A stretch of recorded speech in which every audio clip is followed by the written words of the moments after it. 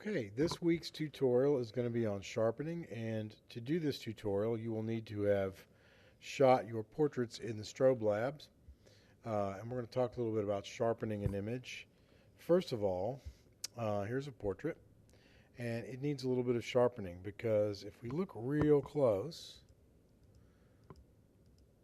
that's a soft portrait.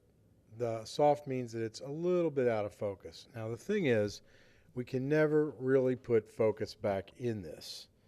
The sharpening tools in Photoshop, all they really do is they find the edges of things, like where these hairs meet the skin, and they increase the contrast at those edges, and that fools the viewer's eye into thinking that this is sharp. But this is not a sharp portrait. So let's go ahead and let's go through the steps in sharpening this image.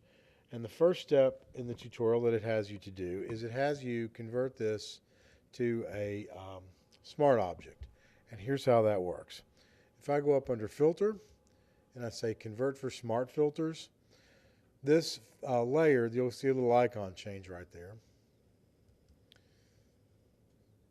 Okay, let's go ahead and do that, say okay.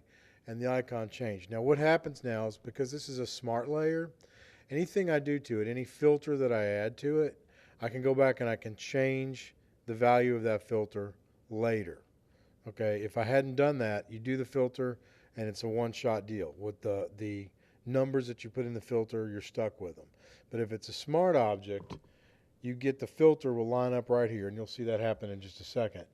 And you're going to be able to go back and change that later. And the sharpen tool that we're going to use is under filter, and it's under sharpen, and we're going to use the unsharp mask. There are really only two sharpening filters that I ever use. One of them is smart sharpen, and this one is unsharp mask, and it gets its name unsharp mask from the fact that back in old photo days you could actually sharpen an image by printing out an unsharp or a really like fuzzy version of it and then overlaying that fuzzy version onto the actual image, and it would increase the contrast at the edges.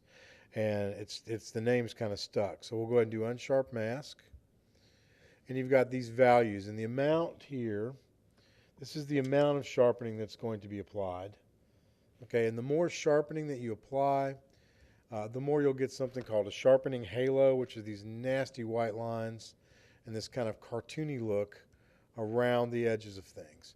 So if I go all the way out here, and I give it some more radius, and that's how far out it's going to look. See it start to brighten up all these areas around here, and you're getting this kind of cartoon look in the hair, and you're getting these really bad sharpening halos, and obviously we don't want that.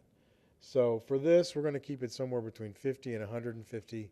I'm going to start at 100 on this, and because this is a smart object, we can come back to this and we can look at it later. Okay, like I said, this only increases the contrast at the edges, and the radius is how far out it looks for the edges. So if we give it a big number, you're going to get big sharpening halos. So I'm going to keep this down around 10 or 12 for this particular image. These values will change depending on your image and how much sharpening it really needs. So I think I'm going to knock it down to about 10. So I want it to go 10 pixels out to look for the edge. And the threshold is how different neighboring pixels have to be before it actually will find that edge. So with a real low threshold, it won't find many edges. Actually, it finds more edges, sorry. And with a real high threshold, it won't find many at all. So you can see already here with, say, a threshold of about 20. Okay, I'm starting to get, I'll take the preview off. It's starting to look sharper. Okay, and this really makes a difference when you print these out. Okay, so we'll pull that down just a little bit more. I really want to start to see that. There it goes. Okay, I'm starting to see a big difference now between the skin tone and the eyebrow there, and it's looking sharper. But that is just an illusion because it's really just increasing the contrast at the edges. So for this particular image, I'm going to leave the amount at 100%. Okay, I'm going to leave my radius out to about 10 pixels. 9.9 is fine. And I'm going to leave the threshold down around 12. Okay, when I do that, okay, here it is without it. And it's really kind of hard to see. But you're seeing, especially in this area right here, you're starting to see things look a little sharper because the contrast on the edges is getting sharper, and you're seeing those haloing effects starting to happen there.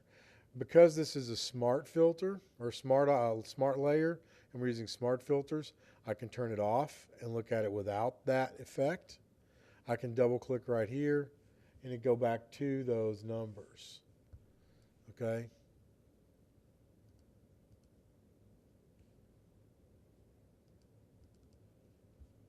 Let's try that one more time.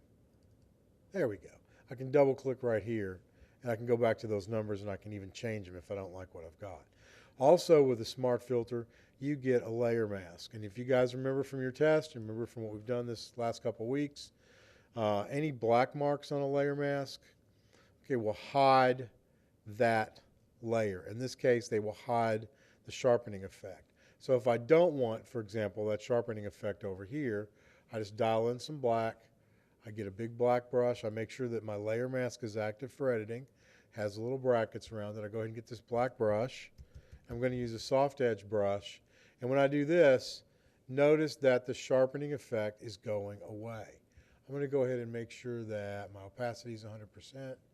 I'm actually true black, so I'm going to go ahead and make it black.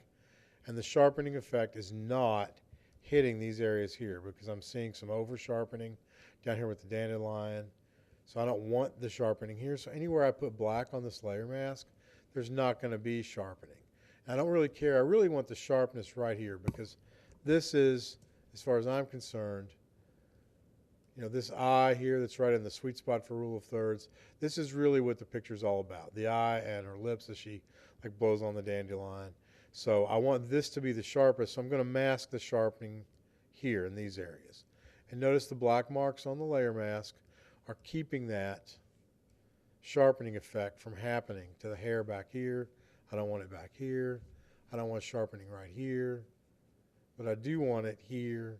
I do want it here. I don't care if it's here because there are no edges for it to find.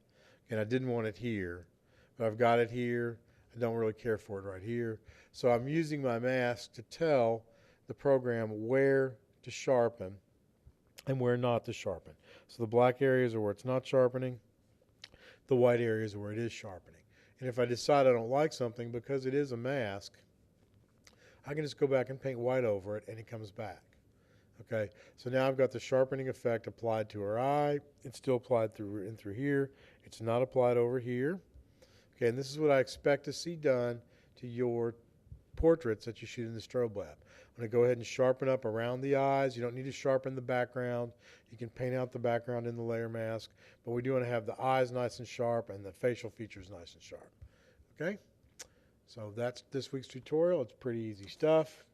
Okay, you have been introduced to smart filters and smart masks. Each smart filter gets its own layer mask along with it. You know how to work with layer masks, and you know how to use the layer mask to block off the areas where we don't want this effect to happen.